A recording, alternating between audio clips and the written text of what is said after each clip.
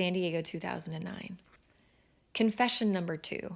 I was guilty of being one of those even rarer people that went to college a virgin. Ironically, I was an early bloomer, and by that I mean I was caught kissing boys in the closet in kindergarten.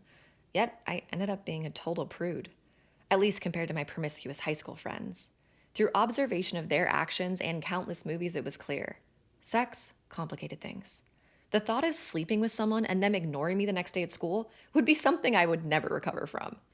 Plus, I avoided getting in trouble with my dad at all costs. In my 2 years of dating Marshall in high school, I gave him every piece of me, besides my virginity. He was not a virgin. Going from having sex in his previous relationship to not with me spoke volumes of his love for me.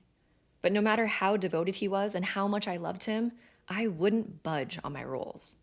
When other girls were going through puberty and humping pillows, I was thinking of my future daughter. So I created a list of rules for my sacred virginity. Something that I could tell her, if I can do it, so can you. My 3 rules were as follows. 1, no sex without love.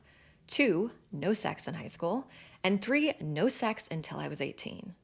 I had the love criteria met for years, but now the other 2 boxes were officially ticked. And after tonight, I wouldn't be a virgin. Marshall and my sex life, well, sans sex, had been incredible so far. All touch, no thrust. He was a generous lover and never tapped out until the job was done, if you know what I mean. I realized how lucky that was. My friends always complained about not orgasming, but it came easily for me. We both climaxed every single time we fooled around, which was a lot, even though no one believed me. I chalked it up to our emotional connection and me being a holdout for love.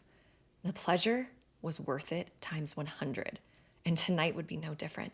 Pleasure Town, here I come. Marshall picked me up from my dorm and brought me to his student apartment near San Diego State University. Even though we'd been dating for years, I'd never slept in the same bed as him. My parents wouldn't hear of it. I couldn't decide if I was more excited to have sex with him or to sleep in his arms for the first time. We suddenly felt like a grown-up couple when we arrived at his 2-bedroom apartment. He showed me around, never letting go of my hand. It was practically empty apart from a faded brown leather couch, a PlayStation, and a trash can in the corner. This wasn't quite the romantic scene I'd always pictured for my first time, but it'd have to do.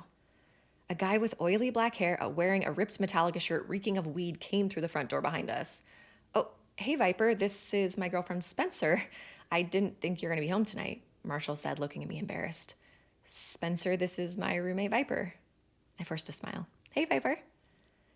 "Hey, you were right. She's cute for a freshie." I blushed. "The party got rolled, so I'm going to smoke a bowl and pass out," Viper said, walking past us and into his room, shutting the door before Marshall could protest. Marshall led me to a new door down the hallway and turned to me.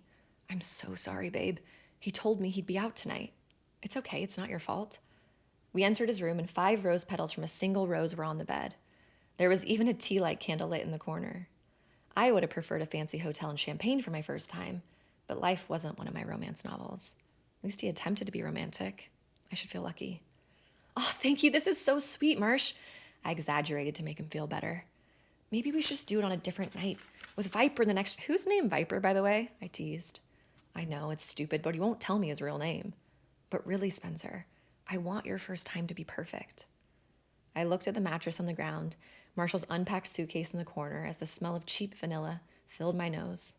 We were galaxies away from perfect, even if Viper wasn't there. I thought about it. I couldn't ask him to spring for a hotel. His once wealthy family was having money issues, and I didn't want to put pressure on him. I also didn't want to reschedule. I was already missing the first night in the dorms, and who knew what possibilities the rest of the week held on campus? "Marshall, we've been waiting 2 years." I melodramatically threw my hand to my forehead. "I simply cannot resist you any longer." He laughed, slipping his arms around my waist and pulling me close, resting his forehead on mine. "God, I love you, Spencer." "I love you too.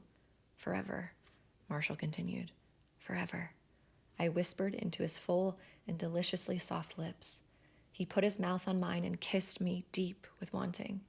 Tonight, my ravenous hunger would finally be satiated.